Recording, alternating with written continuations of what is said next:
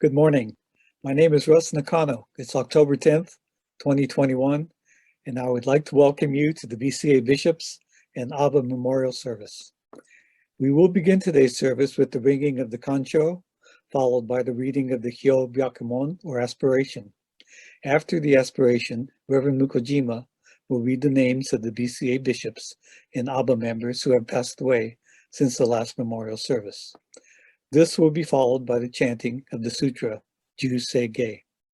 After the chanting is completed, Abba members will recite the daily creed of Gyoto Shinshu.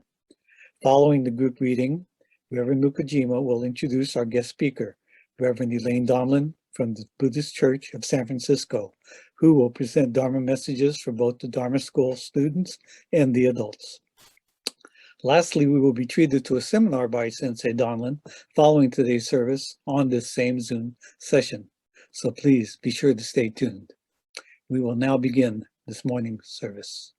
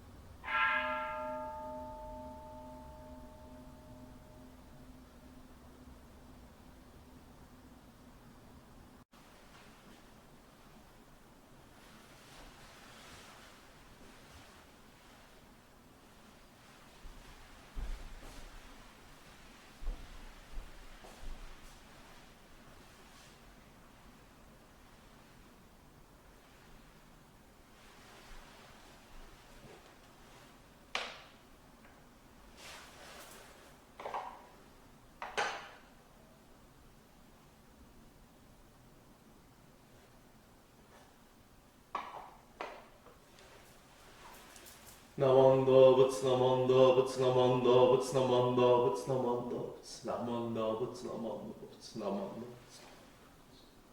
Namanda.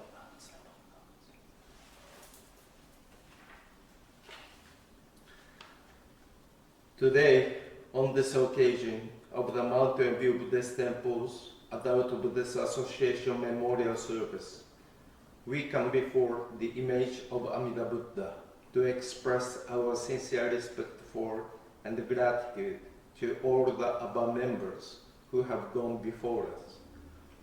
Let's remember their generous contributions and devoted hard work for the benefit of our temple and the Sangha.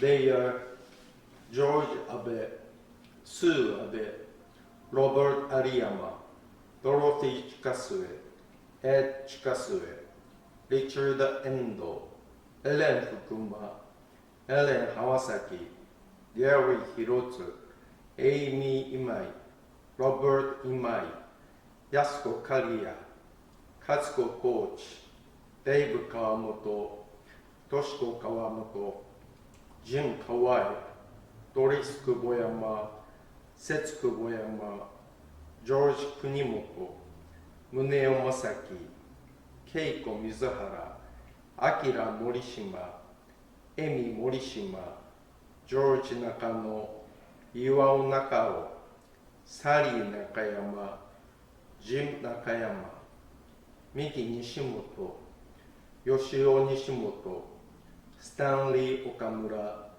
George Okashima, Sam Okimura, Ro Osato, Amy Osugi, Bill Otto, Harry Sakae, Karen Sakae, Kinuko Sasaki, Fumie Satake, Jim Satake, Tat Sawamura, Barry Shidawara, Ei Shimoguchi, Yasu Shimoguchi, Sam Sugimoto, Dave Takegami, Kazuko Tashigo, Seiko Tsumura, Irene Uchiyama, Sumi Ueda, Roy Uehata, Akio Yamamoto, Kiyoshi Yoshinaka, Henry Yusa. In addition, we are observing the past Buddhist churches of America Bishop's Memorial for the following ministers who helped establish and strengthen the temples here in America, allowing us the opportunity to hear the teachings of the Nembutsu as understood by Shinran Shonin. They are Shue Sonoda, Tetsuei Mizuki, Kentoku Hori, Koyu Uchida, Hosho Sasaki, Kenju Masuyama, Ryotai Matsukage, Enryo Shigefuji, Shinsho Hanayama, Kenru Tsuji. May we be mindful of our indebtedness to them all, so that they may continue to influence on our lives today, awakening us to a deeper meaning of our life, filled with appreciation and gratitude. Please put your hands together in a show. Namo Amida Butsu, Namo Amida Butsu, Namo Amida Butsu.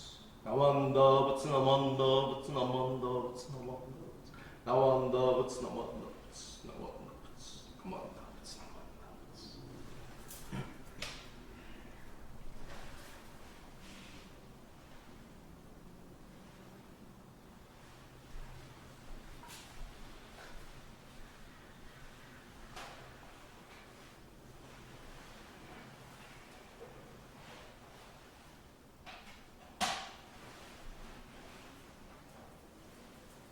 Namanda Butsu, Namanda Butsu, Namanda Butsu, Namanda Butsu, Namanda Butsu, Namanda Butsu, Namanda Butsu, Namanda Butsu, Namanda Butsu, Namanda Butsu.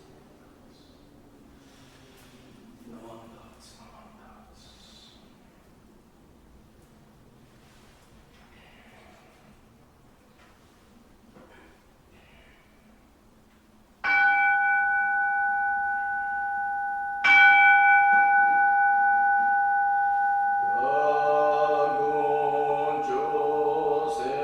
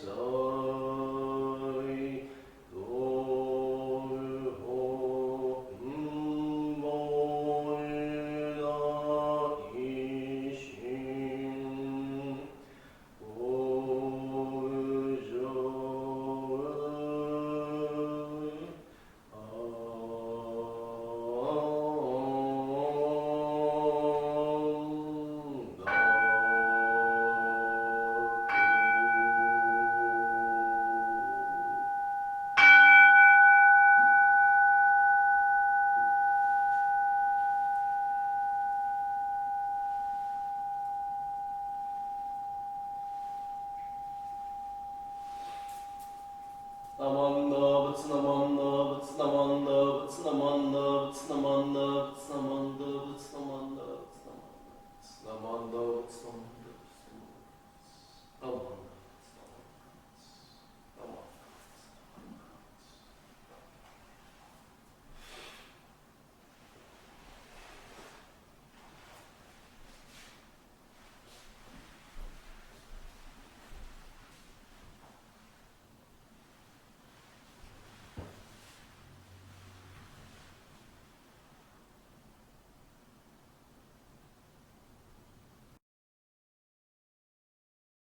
The Daily Creed.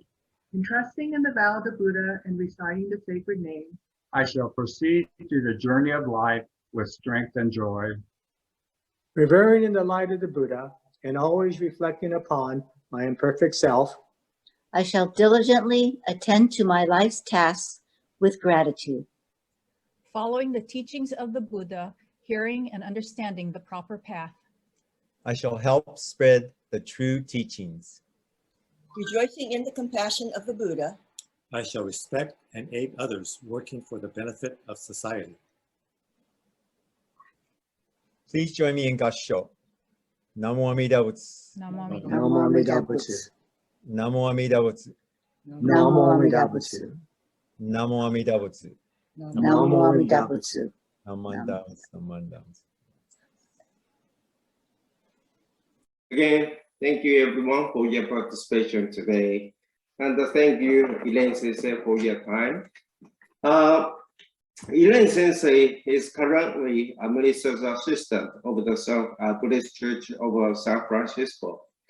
She received the Tokudo ordination in 2013. In addition to leading Sunday services at her temple, she also leads monthly metta services for San Francisco Temple, Emmanji, and the Marin Buddhist Temple. And she's been teaching the essentials of Buddhism since 2008.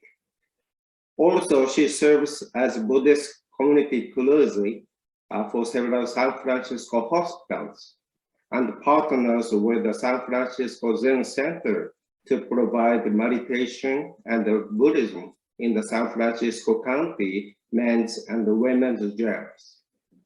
She's passionate about social justice and leads her temple's annual participation in the SFIC Winter Shelter Meal Program for the unhoused. She says she's honored to be serving her second term on the board of directors for the San Francisco Interfaith Council, and equally honored to be a founding member of her temple's LGBTQ group. Our BCA is so fortunate to have such an excellent minister who deeply connects with her community and keeps it involved and engaged. I really appreciate that her thought of the effort helps the BCA develop and prosper and that transcend the barriers of race, culture, and race. So I'm really excited to have Elaine Sensei today as our guest speaker. Now I'd like to ask her to share her Dhamma talks with us. Sensei, please. Thank you very much. Thank you, Sensei, for that kind introduction. Well, good morning, Dharma School students. I'm happy to be with you. And I'd like to begin by offering my deep gratitude to Reverend Mukojima for the kind invitation to be with you this morning. So today I'd like to share a little story for the Dharma School students about a time when I was 11 years old. So I was born in San Francisco. My family moved to Fremont, California when I was in the 3rd grade. And there are 4 kids in my family. I'm the second oldest. I have a sister, Lori, who's a year older than myself, and another sister who's 3 years younger than I am, and a baby brother who's 4 years younger than I am. And the story I'm going to share with you is about my older sister and the California State Science Fair, which is now called the California Science and Engineering Fair. And maybe some of you have actually entered that fair. It's For those who aren't familiar with it, it's the California State Science Fair started in 1952 for students throughout the state of California who are in 6th through 12th grades, so junior high and high school. So when my sister was 12 years old in the 7th grade, she entered a project into the state science fair, and the official name of her project was Population of a Tide Pool. So a tide pool, most of you probably know what it is, but a tide pool is a pool of ocean water in the rocks along the beach, which fills with seawater. And especially at lower tides, you can see all kinds of amazing things like seaweeds, crabs, mussels, sea stars, sea urchins, sponges, worms, and sea grasses, and all kinds of amazing marine plants and sea creatures call the tide pool home. And so it was decided that my sister's tide pool studying would take place at Pescadero State Beach, which was known for its amazing tide pools. And it actually still is. You can find websites and blogs talking about the Pescadero tide pools, which stretch along the mile-long beach. So the drive from Fremont, California, where I lived at the time, to Pescadero Beach on a busy Saturday late morning took about 1.5 hours, sometimes even 2 hours, depending on the traffic. And to get there, we were mostly on freeways until the last third of the route, which crossed hills and mountains and was an especially curvy and windy road. And it was during this time that my parents and my siblings learned the depth and breadth of my motion sickness. My constant companion during those trips to the ocean was a red tin, an old Folgers coffee can that I would frequently get sick in. And so one of the benefits of motion sickness, and probably really the only one, was that I always got a window seat. You can imagine 6 of us squeezed into a car. We didn't have roomy SUVs then. So 3 kids in the back seat and 1 in the front with my parents. It was usually my baby brother. And so no one wanted to be stuck in the middle in the back seat. So I was always given a window seat so that fresh air could blow in my face, which I maintained was essential for my survival. So we made this trip as a family for what seemed like forever, but it was really probably only 8 weeks, 2 months, every Saturday morning, looking for and finding the exact same tide pool that my sister would study, sketch, take photos of, and document each week. And this is what my sister discovered through her project. The creatures in her tide pool must be able to cope with constantly changing environments. Water levels were constantly changing. And so the creatures within the tide pool had to adapt to the changing conditions in order to survive. And the creatures also depended on the constant changes that the ocean brought in for their food. But the tide pool population also needed to avoid getting washed away in the larger ocean at high tide, or drying up in the sun during low tide, or avoid being exposed and getting eaten by other sea creatures or birds swooping down at low tide for a quick meal. The tide pool for periods of time seemed to be indistinguishable from the ocean itself. Like during high tide, the tide pool appeared to be just the ocean and the ocean waves. The stability of the tide pool, things staying the same within it, was only temporary. Nothing in the tide pool lasted forever. In fact, things changed pretty often. For example, sometimes when the tide pool water got swept away, re-entering the larger ocean, it sometimes took some of the tide pool population with it, never to return. And my sister documented all of this week after week. And so while I absolutely dreaded the drive to Pescadero Beach every weekend when I was 11 years old, many years later, I realized that the tide pool that my sister was studying is a lot like our own life. When the right conditions come together, we arise, we're born. Just like when the right conditions come together, the tide pool arises. And the tide pool, like the tide pool, we too are temporary, right? Impermanence is what we call it in Buddhism. None of us live forever, just like the creatures in the tide pool. and the tide pool itself. And that's a natural part of the process of existence, of being alive. The Buddha referred to it as a rising, falling away, a rising and falling away. And not only are we impermanent like the tide pool, but we are also interdependent, very interdependent for everything in our lives. And like the tide pool, we too have a large ocean in our life. It's called boundless compassion. I am here, right here at this very moment because of a vast ocean of compassionate activity. And just as the Pacific Ocean brings life to the tide pool for food, protection, for all things really, because the tide pool wouldn't exist without the ocean. The ocean of great compassion is responsible for my existence, for bringing meaning to my life, for helping me to see and appreciate the interconnectedness of my life. And the Nembutsu, Namo Amida Butsu, is a beautiful way to express our interconnectedness.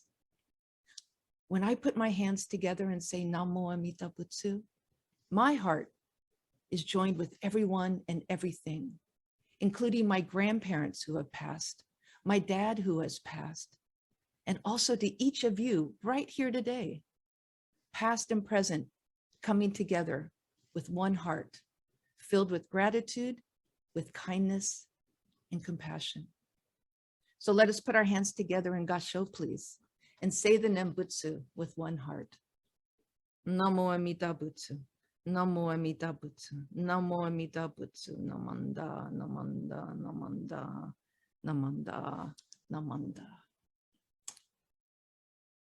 By the way, my older sister Lori won second place in the state fair with her entry, Population of a Tide Pool, and the whole family celebrated. You see, it wasn't, winning first place wasn't everything. It was the experience that mattered. So I thank you, Dharma School students, for your kind attention and for the experience of being with you this morning. And please, if you get a chance, check out the tide pools at Pescadero State Beach. The roads have gotten a lot better since I was a kid. Thank you so much.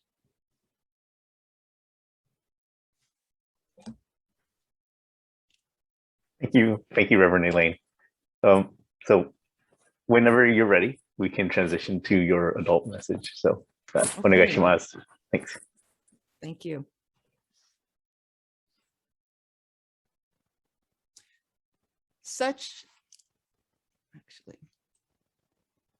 From the writings of Shinran Shonin. Such is the benevolence of Amida's great compassion that we must strive to return it, even to the breaking of our bodies. Such is the benevolence of the masters and true teachers that we must endeavor to repay it, even to our bones becoming dust. Namo Amida Butsu. Namo Amida Butsu. Namo Amida Butsu. Namo Amida Butsu. Namo Amida Butsu. Namanda. Namanda. Namanda. Good morning. Ohayou gozaimasu. It is again so nice to be here with you. And I would again like to offer my deep gratitude to Reverend Mukujima for the kind invitation to be with you for this very special service. This morning, this memorial service honors our Buddhist Churches of America bishops and the Mountain View Adult Buddhist Association members who have preceded us, crossing over to the Pure Land. Shinran Shonin, our founder, wrote about 500 Wasan poems, and Wasan number 59, commonly known as Ondoku-san, is truly one of my favorites because I think it conveys such a deep gratitude to both the Buddha and to the true Dharma teachers who have graced our life. With the late BCA bishops we're honoring this morning, we remember their lives of service as leaders of the BCA, which largely included their dedication to the propagation of the Nembutsu teaching here in the United States. Whenever I read about these BCA bishops who have preceded us, I am in awe of their shared vision of bringing Jodo Shinshu to everyone. Each and every one of us has been the recipient of their vision. I think about Reverend Shuye Sonoda, our first BCA bishop. He was called Kantoku at the time, superintendent or director. The term bishop or socho wasn't adopted until 1918. But he was the first Shin missionary sent from the Honganji in Kyoto to serve here in the US, arriving in San Francisco on September 1st, 1899. And it was a big deal. In fact, within days of his arrival, the San Francisco Chronicle newspaper met with him and published an article that announced his arrival. He was accompanied by his student, Reverend Kakuro Nishijima. And what I found most interesting was the article itself. The title of the Chronicle article, big letters, proclaimed missionaries of the Buddhist faith, period. And then almost as large, the heading, 2 representatives of the ancient creed are in San Francisco to proselyte, which is an archaic term for proselytize.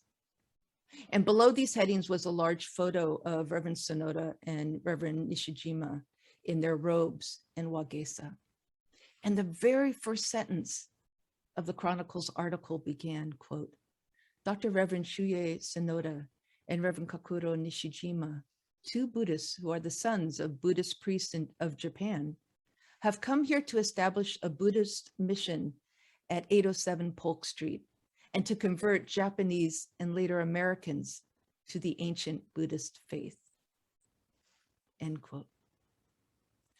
The missionary vision was very much about planting the seeds of Jodo Shinshu in American soil for all. Then there was Bishop Koyu Uchida, who was responsible for the first International Conference of Buddhists in the US, held on August 2nd, 1915.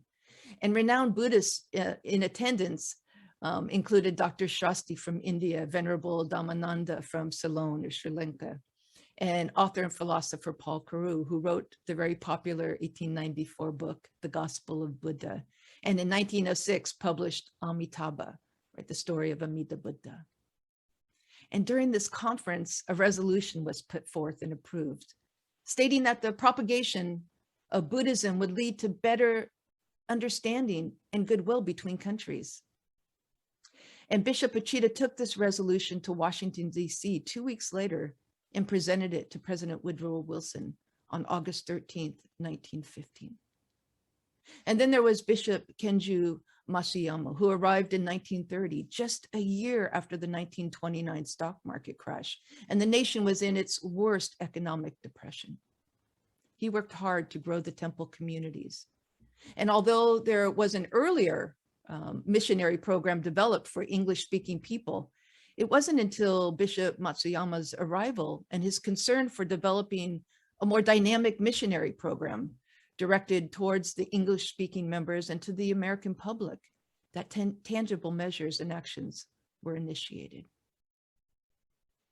And in 1968, we saw the installation of Bishop Kenru Tsuji, the first Japanese American to become Bishop of BCA.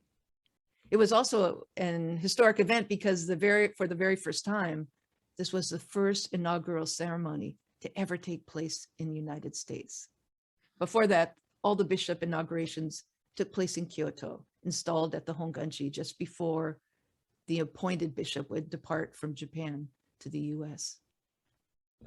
And in his address following his historic inauguration, Bishop Tsuji noted that in the over 70 years since Buddhism set foot on US soil by the Issei, remember this was 1968, he said that many innovations had been adopted, but it was still the self-contained Buddhism as developed and practiced in Japan. He reiterated that, quote, effort must be exerted to create a new American Buddhism, a new meaning that must be given to the imported Japanese Buddhism, and new forms of expression must be utilized, and new systems of propagation must be developed. The missionary vision was very much about planting the seeds of Jodo Shinshu in American soil for us all. And I'm here today because of that vision. I wasn't raised in the Jodo Shinshu tradition. I was raised Catholic. I attended Catholic church every Sunday with my family from the time I was born. I went to Catholic elementary school, I went to Catholic junior high school, and I went to Catholic high school. And through my young life, I made the Catholic sacraments of baptism, communion, confession, and in my teens, confirmation. So Buddhism wasn't at all on my radar. But at 17, I went to my mom and I told her I just couldn't attend church with the family any longer. And I told her the 3 reasons why. The first reason was the church's abject condemnation of homosexuality. I was gay. I'm still gay. And I've never been in the closet because my mom and dad and siblings created a safe, open, and loving home for me where I could always be my honest and authentic self. In fact, I've teased my mom that she robbed me of a very dramatic coming out story. But in reality, I am forever grateful for her unconditional love and support. My second reason I explained to my mom was the church's prohibition of birth control, which I found particularly medieval and misogynistic, and probably the reason why so many of the families in my Catholic school were so large.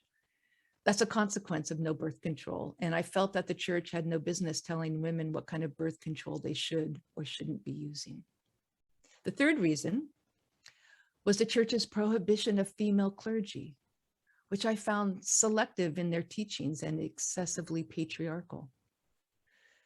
So my mom truly understood and respected my decision, but she also encouraged me to find a religious tradition that would help support and guide me on this sometimes challenging journey called life. Well, that didn't really happen at first. At 17, 18, and 19, I was into punk rock and lived for live music. I traveled to England and Europe exploring the goth, punk, and avant-garde scenes. I was a musician myself. And of course, I did a lot of amazing sightseeing. But it was in college, when I took a comparative religions course, that I met with the Buddhist teachings. And for the first time, I felt like I was home. From there, in college, I got into with a group of Soto Zen folks, a small group of us.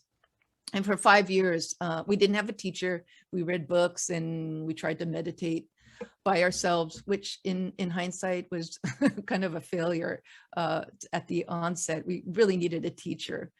But we practiced that for 5 years. I practiced that for 5 years. And then causes and conditions, I met some Tibetan folks.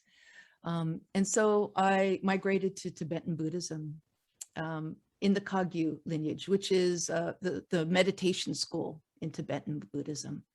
And for 15 years, I practiced Tibetan Buddhism. And Tibetan Buddhism is pedal to the metal. It is an intense practice. And I found myself kind of pulling away because after 15 years, like my friends were becoming nuns and monks. And I did not feel like I wanted to make that monastic commitment. I didn't want to embrace celibacy. I didn't want to just embrace that monastic life. So I started pulling away. And about 21 years ago, a work colleague of mine, I actually retired from UPS. I worked for UPS for 36 years, doing environmental health and safety. And so a work colleague of mine in my department passed away from cancer. And her funeral was at the Buddhist Church of San Francisco. And I remember reading that it was going to be at the Buddhist Church of San Francisco, had no idea what that was, why a Buddhist temple would call itself a church. I was just so confused. But of course I went to honor Judy. And when I went in there up those steep stairs and walked into the Hondo, I remember thinking, wow, this feels kind of like the Catholic Church. We have pews, we have an organ over there, we have the pulpit, slightly raised altar. I was really confused, a little put off because I had my own biases about the Catholic Church. But then service started. And the minister at the time was Reverend Hiroshi Abiko, who had just been assigned there. And he gave the most unbelievable Dharma talk during that funeral. And the funeral was massive. Judy was so popular, both within the temple, but also within her community. She exhibited all, I mean, in hindsight, it makes sense. She was a Shin practitioner. She was humble. She was kind. She was incredibly generous. She's the one who would bring a birthday cake for you on everyone in this department on their birthday, and bring cookies for you when she knew you were having a hard time. Just like the most gentle and remarkable woman. And so I remember sitting there just kind of being blown away by Reverend Abiko's talk. And, you know, in Tibetan Buddhism, you have these deities that you are given and practice with. And for 15 years, I practiced Amitabha practice, which is Amida Buddha practice. So we studied the 3 Pure Land Truth Sutras. We actually did the contemplation meditation. I know in Jodo Shinshu, they say it's not done anymore, but that's actually not true. Tibetans have been doing it forever. And so I was familiar with Pure Land, but I wasn't familiar with Shinran's teachings. And I was so intrigued by this whole, we didn't take our shoes off when we walked in. Like that was a first for a Dharma center. So there are all these things that were just so trippy for me. And off-putting, but not enough to not want me to learn more. And so the funeral was on a Saturday. I went back the following morning to check out a Sunday service, and I basically never left.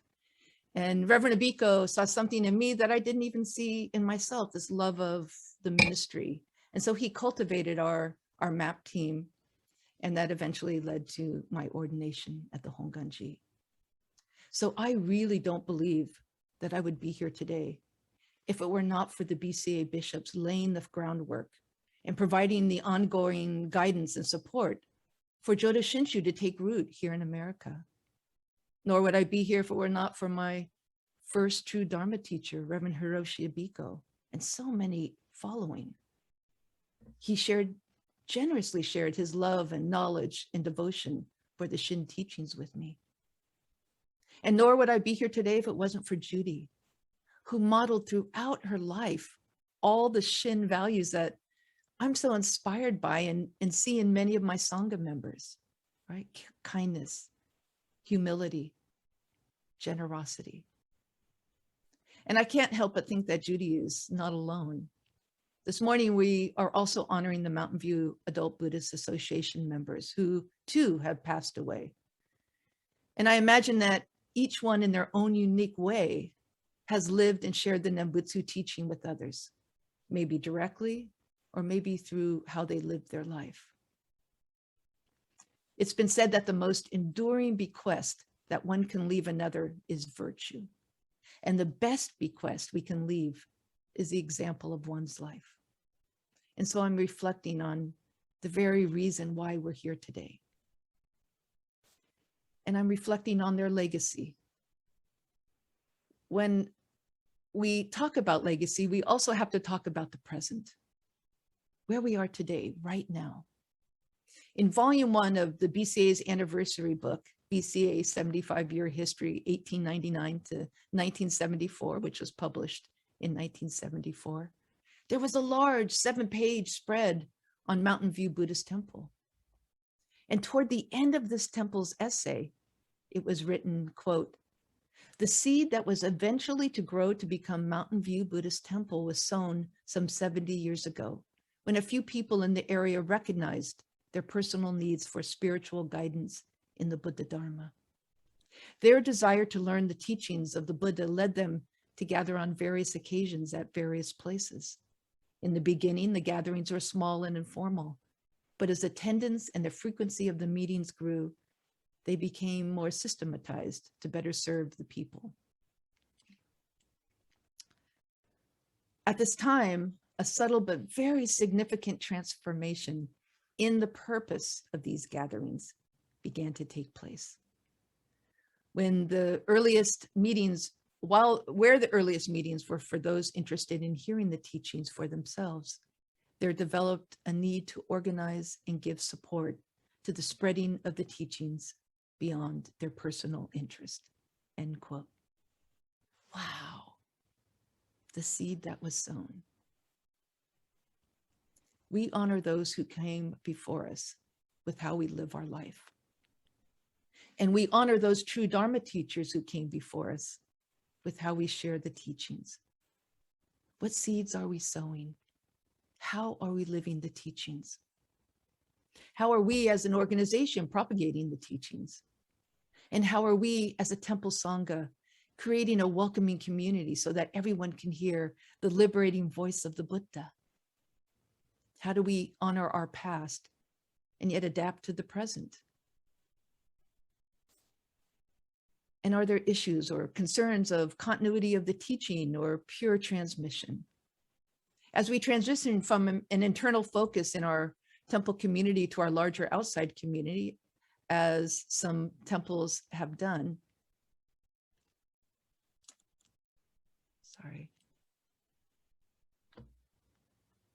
can our heritage continue to inform our engagement with our larger community?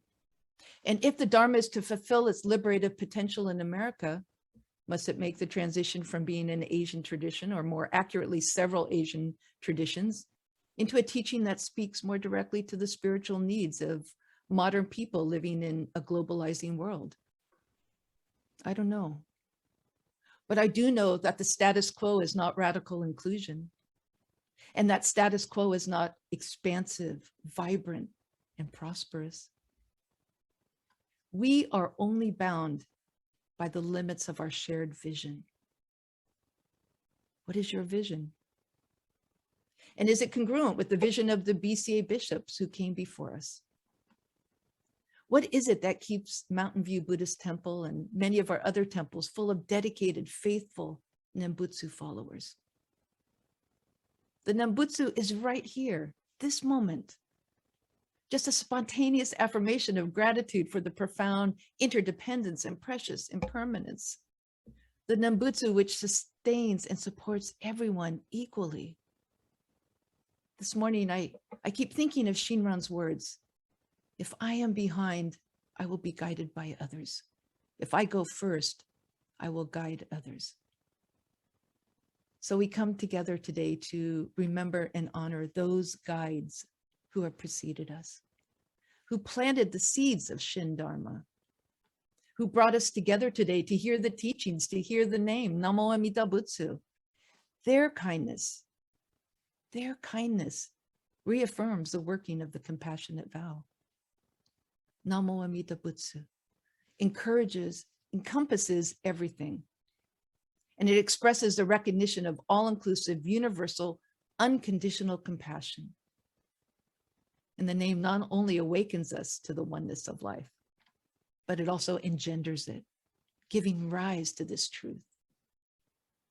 The Nembutsu allows us to see a bigger picture, a larger perspective, rather than my own narrow, limited, habitual perspectives. And this happens not through any calculation, but by letting go.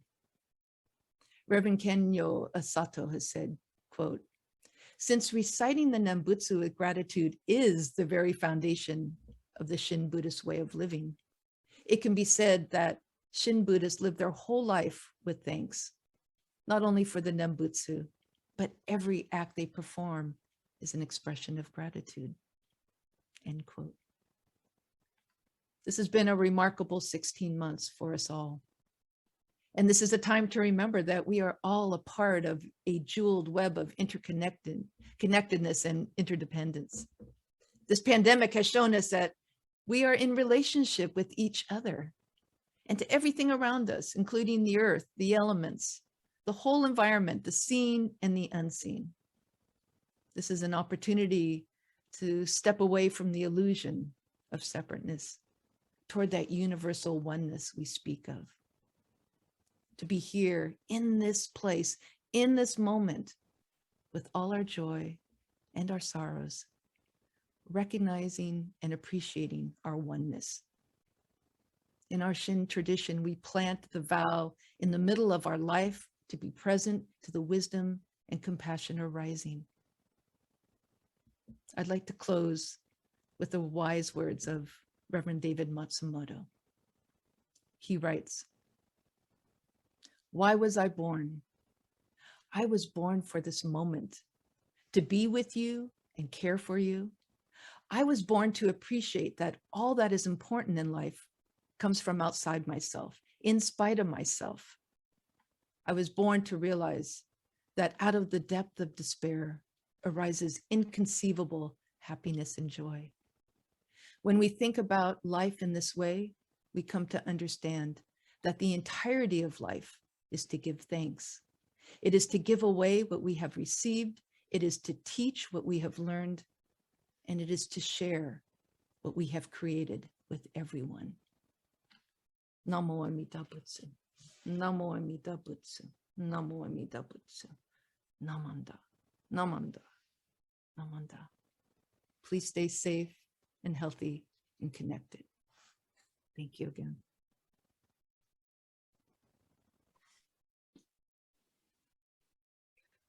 Thank you, Reverend Donlin, for your most enlightening Dharma messages this morning. And thanks for Sensei Mukojima for your continuing help and inspiration as always. Also appreciation to the ABBA members who recited the Daily Creed. They are Shirley and Peter Matsumoto, Marilyn and Irving Ozawa, Joanne and Sterling Makashima, and Reiko and Steve Tsuchida.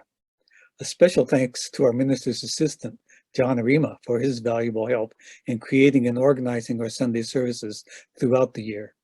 As mentioned previously, please remain as Sensei Donlin's seminar will begin momentarily on this Zoom session. Thank you all for attending today's service.